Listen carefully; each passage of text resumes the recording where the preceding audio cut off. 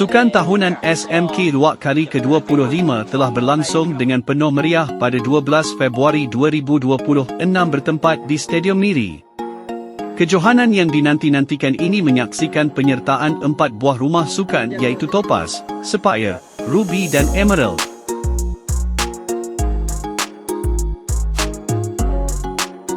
Majlis dimulakan dengan persembahan perbarisan kawat kaki yang penuh berdisiplin dan bertenaga.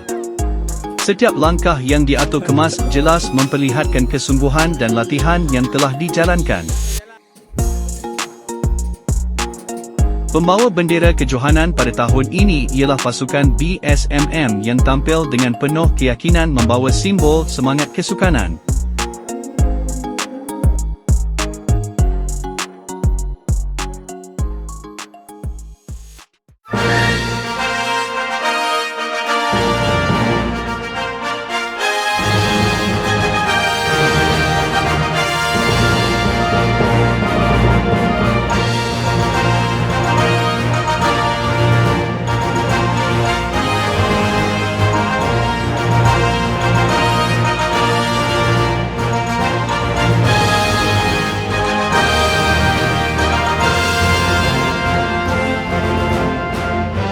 Suasana stadium menjadi lebih gamat apabila setiap rumah sukan memperolehi formasi dan kreativiti masing-masing di hadapan para penonton. Sorakan demi sorakan bergema, menambahkan lagi kemeriahan hari tersebut.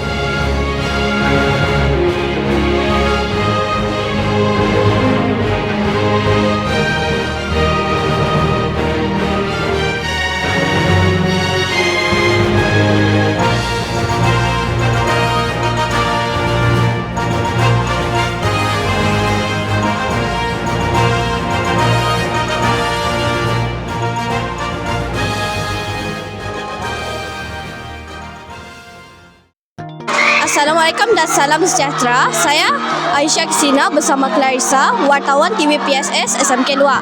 Pada hari ini, SMK Luwak telah mengadakan sukan tahunan kali ke-25 di Stadium Terbuka Miri. Mari kita saksikan.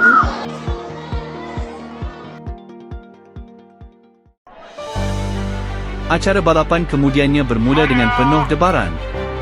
Para atlet dari setiap rumah sukan berusaha bersungguh-sungguh untuk mengutip mata demi mata bagi memastikan rumah masing-masing muncul sebagai juara keseluruhan. Dari acara pecut hinggalah ke acara jarak sederhana dan jauh, semua peserta menunjukkan semangat juang yang tinggi.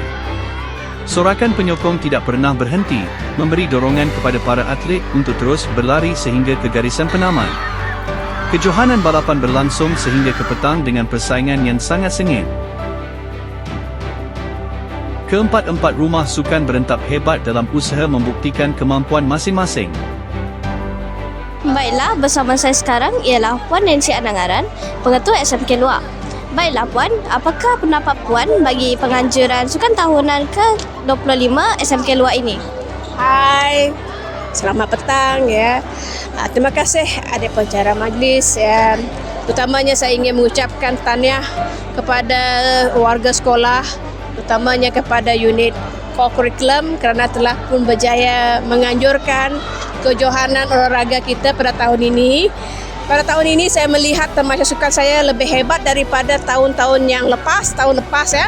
Kita nampak persaingan sengit antara rumah sukan ya di hari ini. Jadi harapan kita memang ya sukan kita akan menjadi lebih berjaya. Jadi pendapat saya untuk termasuk sukan tahun ini adalah lebih hebat daripada tahun yang sebelumnya.